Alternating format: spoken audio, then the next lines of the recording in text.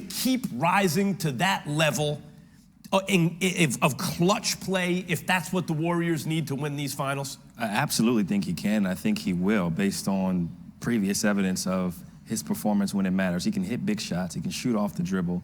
He can shoot off the movement, and they're going to need more movement because the offense gets stagnant when they play one-on-one. Klay can't really generate shots off the bounce right now. Poole is starting to generate shots, but not being as consistent as he was in past. But I think it's on his shoulders to be efficient, to be effective, to be consistent. But this series will be one with the role players. Klay Thomson has to step up. Poole has to step up, and we need to see more of that Draymond going forward. Man, Klay is going to have a game where he gets supernova hot, right? And chalk that one up to the Warriors right now. Jacoby, can you describe Draymond Green's impact in Game 2? And is there some blueprint in there to beat the Celtics? What he did in Game 2 was just so impressive. Steph, as CJ said, was clearly the best player on the Warriors, but Draymond was the most impactful in this win. The very first possession, he just bum rushes Al Horford and tries to grab the ball. And then there throughout, just deflections. And then they started him on Horford. Then he played Brown, which people didn't really pick up on, but he was the one, look at him, closing out Brown in the corner, starting the transition. He was just so nasty. And you know what else he did?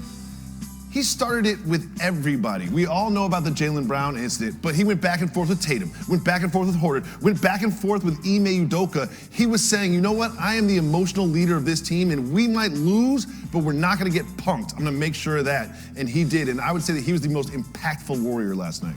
So, CJ, you mentioned Klay.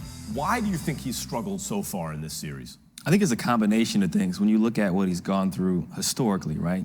He's played well when they needed him most. I've guarded him a lot. He's great without the ball. He's active. He usually has pop in his step. He usually has pop in his jump shot. I think he's a little flat right now. I think some of it is mental. Some of it is physical. He's only played 15 to 20 games in the regular season, came back, had to go right into the playoffs.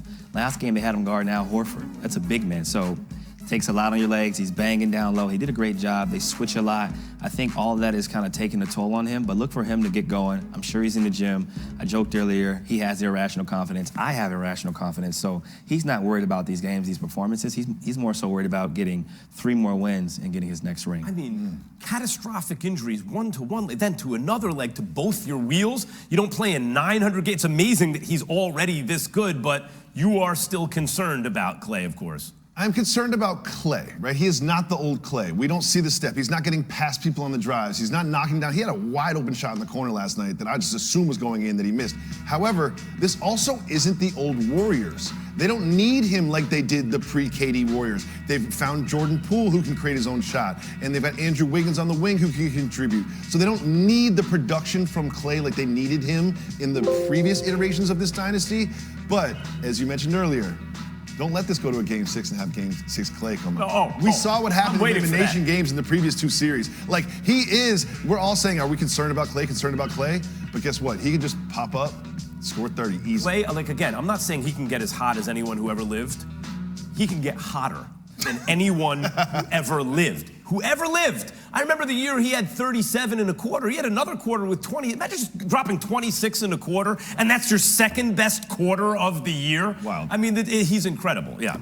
CJ, you have experience playing against the Warriors. You mentioned it. How are they able to take their game to another level in that third quarter, in the coach's quarter, right? Yeah, I mean, if they didn't beat us in all those third quarters all these years, we'd probably have a chance to go to the finals, but what's done is done. I think they have a high level of accountability, a high level of maturity, understanding of what needs to be done after halftime. It starts with Steve Kerr. He usually draws up a great game plan. ATOs are generally on point. He joked he steals plays from everyone. He's done a great job of stealing different things from everywhere he's come from. Allen borrows, genius steals. Exactly. Exactly. They go zone out of certain possessions. They go random traps. Draymond's a roamer. He's a freelancer. Look at the matchups. Look at the rotations, taking Dre out, putting GP in. He's done all those little things that kind of give them an advantage, and it all started a few years ago when he took over. Jacoby, what stood out to you in the third quarter for the Warriors? We're all used to watching the third quarter Warriors and this offensive barrage when they're hitting threes, they're getting out in transition. I'm sitting on my couch last night watching the game saying, this third quarter dominance is more about the other side of the ball. It was really what they were doing defensively against the Celtics that really stood out to me, because it wasn't just a bunch of threes. Look at that. That's Jason Tatum just throwing the ball to the other team, causing turnovers, rotations, like getting out in transition. It was really their defense which sparked their offense in the third quarter last night, which was different than previous iterations of the third quarter Warriors. You mentioned the difference between, like, forget about the KD Warriors. They were unbeatable. How are you going to beat the KD? Like, KD joins that team, forget it, right? But, like, what Harrison Barnes and Iguodala had to do on that team is now Wiggins and Poole, more or less, right?